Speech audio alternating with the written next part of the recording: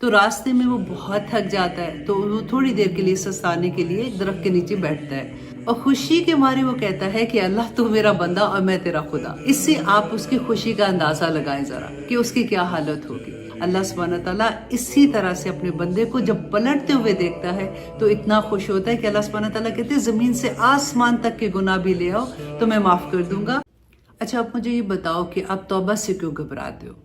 توبہ کے لیے تو اللہ سبحانہ تعالیٰ نے جب کہہ دیا ہے کہ اگر تم زمین سے آسمان تک کے بھی گناہ لاؤ گے تو اللہ سبحانہ تعالیٰ ان کو معاف کر دیں گے، اور نہ صرف معاف کریں گے بلکہ ان گناہوں کو اللہ سبحانہ تعالیٰ نیکیوں میں بدل دیں گے۔ اچھا چلے میں آپ کو حدیث سناتی ہوں، بہت پیاری حدیث ہے، آئی ہوپ انشاءاللہ آپ کو تھوڑی سی اور تسلی ہو جائے گی کہ رسول اللہ صلی اللہ علیہ وسلم نے فرمایا تھا کہ جیسے ایک شخص ہے نا، یہ مسلم بخاری کی حدیث ہے کہ ایک شخص جو ہے وہ سفر پہ نکلتا ہے، اس کا زیادہ راہ اس کے ساتھ ہوتا ہے، وہ ایک صحرا میں جاتا ہے اور اس نے پانی، کھانے کی چیزیں، پہننے کی چیزیں سب اس نے ایک اونٹنی کے اوپر لاد کے لے کے جاتا ہے۔ تو راستے میں وہ بہت تھک جاتا ہے تو وہ تھوڑی دیر کے لیے سستانے کے لیے ایک درخت کے نیچے بیٹھتا ہے اور اپنی اونٹنی کو اپنے ساتھ ہی بٹھا دیتا ہے، اور جیسے ہی وہ ریسٹ کرنے کے لیے بیٹھتا ہے اس کو اونگ آ جاتی ہے، اس کی آنکھ لگ جاتی ہے، اور جیسے اس کی آنکھ کھلتی ہے تو وہ دیکھتا ہے کہ اس کی اونٹنی وہاں سے غائب ہے۔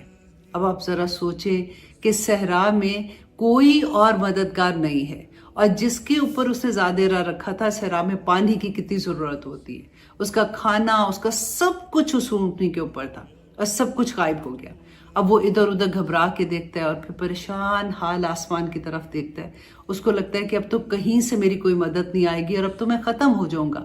اور جیسے وہ تھک کے بیٹھتا ہے نا تو اس کی تھوڑی سی آنکھ لگ جاتی ہے، اس کی آنکھ جیسے ہی کھلتی ہے تو دیکھتا ہے کہ اونٹنی جو ہے وہ اپنے پورے سامان کے ساتھ اس کے سامنے ہے۔ اب سوچیں کہ اس کی خوشی کی کیا حالت ہوگی، اور خوشی کے مارے وہ کہتا ہے کہ اللہ تو میرا بندہ اور میں تیرا خدا۔ اس سے آپ اس کی خوشی کا اندازہ لگائیں ذرا کہ اس کی کیا حالت ہوگی۔ اب اسی طرح سے یہ اگزامپل کیوں رسول اللہ نے بتائی کہ اسی طرح سے اللہ سبحانہ تعالیٰ اپنا وہ بندہ جو دنیا میں گم ہو جاتا ہے، اللہ سبحانہ تعالیٰ کی احکامات کا انکار کر دیتا ہے، وہ نہیں مانتا، وہ برائی کی طرف چلا جاتا ہے اور اس کی راہ گم ہو جاتی ہے۔ اب آپ واپس سوچیں کہ وہ شخص جس کی اونٹنی گمی ہوتی ہے، وہ جب گم جاتی ہے تو اس کا کیا حال ہوتا ہے۔ اللہ سبحانہ تعالیٰ اسی طرح سے اپنے بندے سے اتنی محبت کرتے ہیں کہ جب اس کی راہ گم ہو جاتی ہے تو اللہ سبحانہ تعالیٰ اس طرح سے انتظار کرتے ہیں کہ میرا بندہ کسی طرح سے پلٹ آئے، کسی طرح سے وہ دوزخ کے عذاب سے بچ جائے۔ اور جب بندہ پلٹتا ہے تو اللہ سبحانہ تعالیٰ کی خوشی کی اگزامپل وہی دی ہے